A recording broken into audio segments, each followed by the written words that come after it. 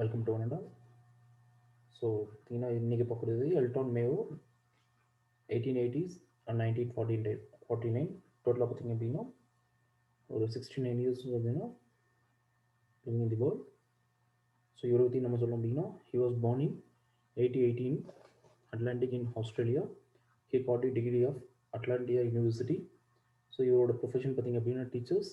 அது இல்லாமல் பார்த்தீங்கன்னா advice to study of psychology. இவருக்கு வந்து பார்த்தீங்கன்னா சைக்காலஜி ரொம்ப பிடிக்கும். இது அவர் ஒர்க் பண்ணது பார்த்திங்க அப்படின்னா lecture of university Queensland of அப்படின்னு கூடிய யூனிவர்சிட்டியில் வந்து ஒர்க் பண்ணியிருக்காரு. என்னவோ அப்படின்றதுனா சைக்காலஜிஸ்ட்டாக ஒர்க் பண்ணியிருக்காரு. ஹியூமன் சிவிலைசேஷனில் பார்த்திங்கன்னா வந்து என்ன பிரச்சனை நடந்துட்டுருக்கு அப்படின்றது. இப்போ நம்ம லாஸ்ட்டாக பார்த்திங்க அப்படின்னா சயின்டிஃபிக் மேனேஜ்மெண்ட் பார்த்தோம். நெக்ஸ்ட் வந்து பார்த்திங்கன்னா அட்மினிஸ்ட்ரேட்டிவ் மேனேஜ்மெண்ட், அங்கே என்னென்ன ப்ராப்ளம் இருக்குன்னு பார்த்தோம். இப்போது மனிதர்களுக்கு என்ன இந்த மாதிரி ப்ராப்ளம்ஸ் வரும் அப்படின்றத பற்றி வந்து பார்த்தீங்கன்னா இவர் ஒரு கட்டுரை வெளியிட்டிருக்காரு. Maximum out foot of during the machine age nobody consider the human relation that are the relation between employees and employee. So இப்போ மனிதனோட தொடர்பு பார்த்தீங்க அப்படின்னா எம்ப்ளாயிஸ்குள்ள ரிலேஷன்ஷிப் இது சம்மந்தப்பட்டது, இது இருக்கா இல்லையா அப்படின்றத பற்றி பார்த்தீங்கன்னா கட்டுரை வந்து வெளியிட்டிருக்காரு.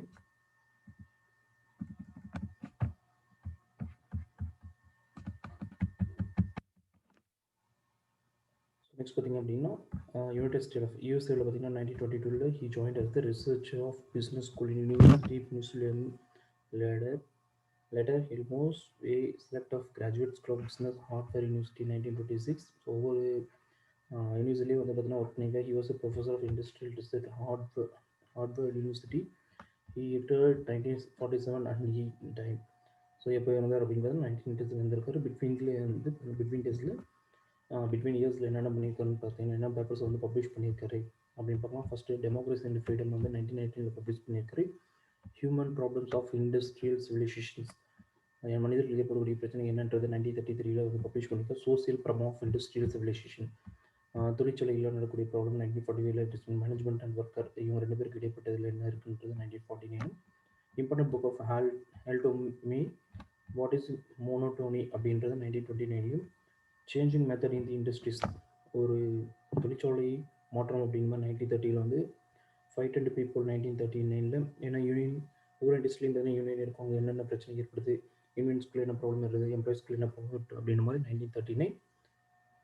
தி decent in to the chairs 1941 and supervisions and what it's mean, supervisions எதிர்காலத்தில் வந்து என்ன நடக்கும் அப்படின்ற மாதிரி சொல்லியிருக்காரு 1945. Important paper of Alton Mayo அப்படின்னு சொல்லியிருக்காரு. இவர் வந்து பார்த்திங்கன்னா ஒரு எக்ஸ்பிரிமெண்ட்டு உருவாக்கியிருக்காங்க. இதுக்கு பேர் பார்த்திங்கன்னா ஹாவ்தோர்ன் எக்ஸ்பிரிமெண்ட்ஸ்னு சொல்கிறாங்க. ஸோ இதில் பார்த்தீங்கன்னா யார் யார் இருக்காங்க அப்படின்னா Hawthorne experiments were conducted Hawthorne plant of the Western Electronics Company. ஒரு கம்பெனியில் பார்த்தீங்க அப்படின்னா Hawthorne plant அப்படின்னு சொல்லக்கூடிய வெஸ்டர்ன் எலக்ட்ரானிக் கம்பெனியில் ஒரு டெஸ்டிங் பண்ணியிருக்காரு 1924 1932. This experiment was conduct by professor, இவர் தான் ஆல்டன் மேயோ, இன்னொருத்தர் FJ Roethlisberger, Whitehead, Dickson and other colleges. So இவங்க எல்லாமே சேர்ந்து காலேஜ்மெண்ட்ஸ் எல்லாமே சேர்ந்து பார்த்தீங்கன்னா இந்த எக்ஸ்பெரிமெண்ட் வந்து பண்ணியிருக்காங்க. இது வந்து 6 வால்யூம் 6 புக்கை வந்து பப்ளிஷ் பண்ணியிருக்காங்க. They are human problem of industrial civilizations, மனிதர்கள் இருக்கக்கூடிய பிரச்சனை என்னன்றதை பற்றி எழுதியிருக்காங்க. அது social problem of industrial civilization, industrial worker, leadership, free in society, management and worker and management morale. So இந்த மாதிரி வந்து பார்த்திங்கன்னா டிஃப்ரெண்ட் கைண்ட்ஸ் ஆஃப் புக்ஸ் வந்து பப்ளிஷ் பண்ணியிருக்காங்க. அதில் மெயினாக பார்த்தீங்கன்னா 4 எக்ஸ்பெரிமெண்ட்ஸ் வந்து பண்ணியிருக்காரு. ஃபர்ஸ்ட் வந்து பார்த்தீங்கன்னா illumination experiment, relay assembly test room experiment, interview programming, bank fire, grouping of observations. So first பார்த்தீங்கன்னா இந்த இலுமினேஷன் எக்ஸ்பெரிமெண்ட் வந்து 1924 20 பண்ணியிருக்காரு. ரேலி அசம்பிளிங் டெஸ்ட் பார்த்தீங்க அப்படின்னா 1927 to 28. ஒர்க்கர்ஸ் ப்ரோக்ராமிங் பார்த்தீங்கன்னா 28 to 30. Bank fire observation room experiment வந்து 1931 to 32. ஓகேங்களா. So இந்த ஒவ்வொரு எக்ஸ்பெரிமெண்ட்டும் என்னென்ன கருத்துக்களை வந்து சொல்கிறாங்க அப்படின்றத பற்றி பார்த்தாலும் ஓகே. ஒரு செகண்ட் இதை பார்க்குறதுக்கு முன்னாடி நம்ம என்ன பண்ணுறோம்னா ஒரு சின்ன வீடியோ இருக்குது, அது ஒரு முறை நம்ம பார்த்துட்டு வந்துடலாம். எங்கேயும் போயிடாதீங்க, just listen.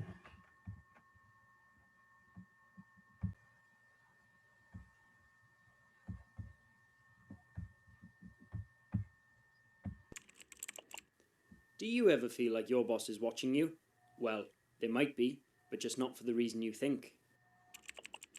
A study called the Hawthorne Experiment was conducted in the 1920s.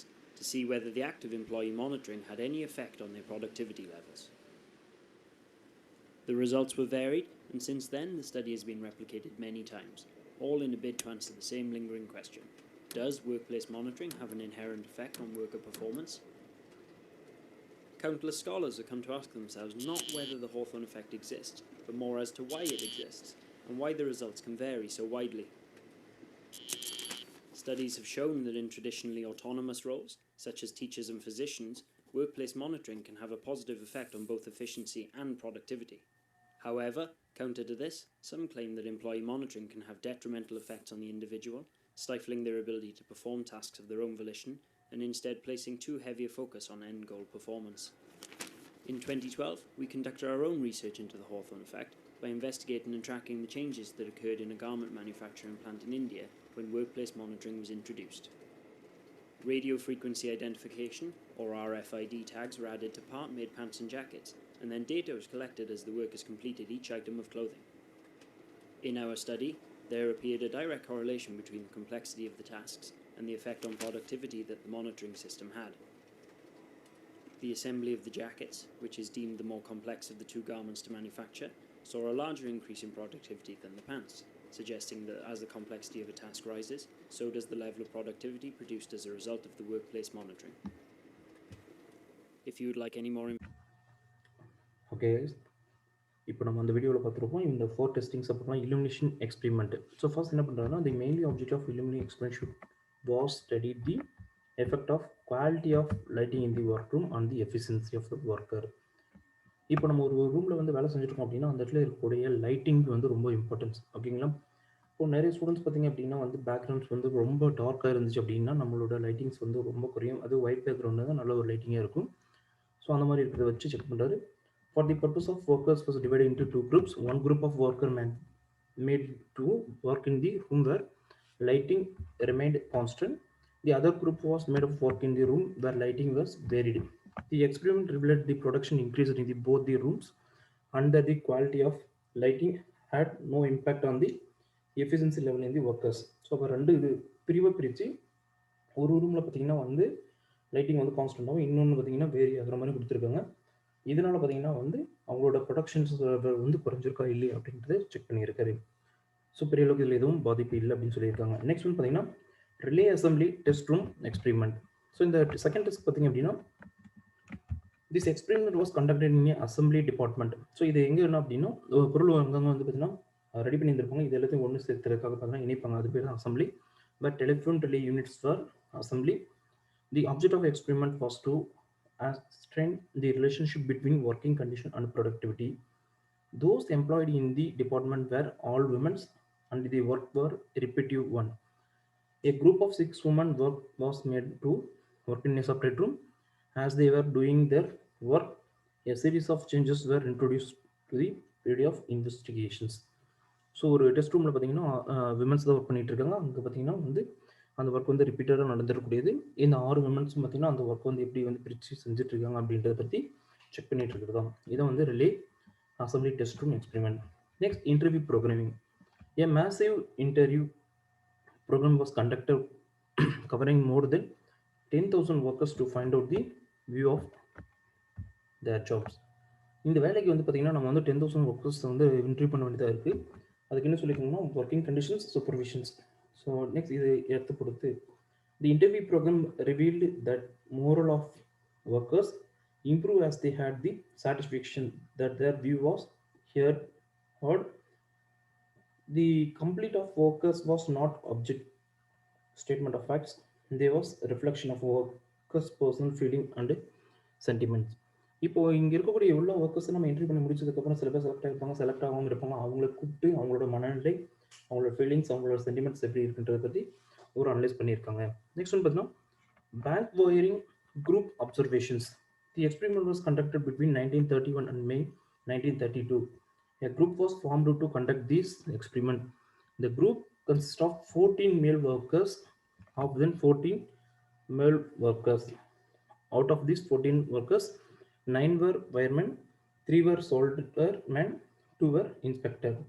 So டோட்டலாக பார்த்தீங்கன்னா வந்து 14 பேர் வேலை செய்கிறாங்க. அந்த 14 பேரில் 9 பேர் வந்து வயர்மேன், 3 பேர் வந்து சோல்டர்மேன், 2 பேர் வந்து இன்ஸ்பெக்டர். நெக்ஸ்ட் பார்த்தீங்கன்னா the main experiment was analyse how a group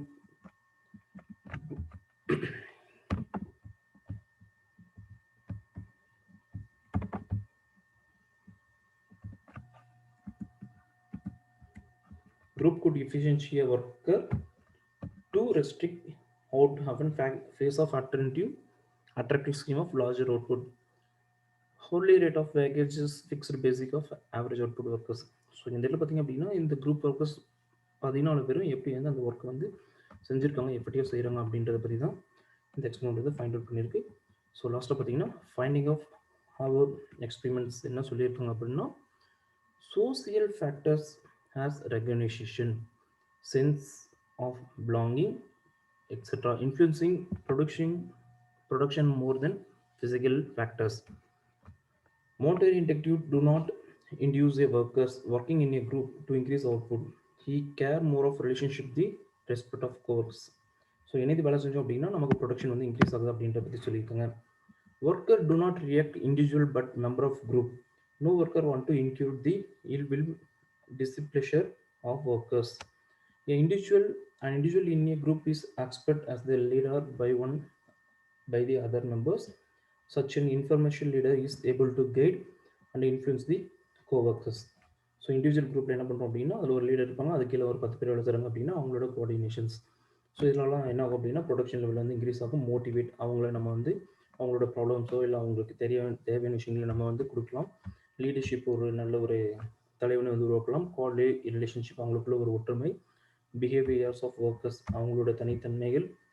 சூப்பர்விஷன்ஸ் எதிர்காலத்தை நோக்கி. நெக்ஸ்ட் கம்யூனிகேஷன்ஸ் லேபர்ஸ்க்கும் மேனேஜர்ஸ்க்கு இல்லை எம்ப்ளாயர்ஸ்க்கு. நெக்ஸ்ட் வந்து பார்த்தீங்கன்னா சபார்டினேட்டர் எம்ப்ளாயர்ஸ் இவங்களுக்குள்ள ஒரு நல்ல ரிலேஷன்ஷிப்பை கொண்டு வர முடியும்னு சொல்லியிருக்காங்க. Reaction of workers.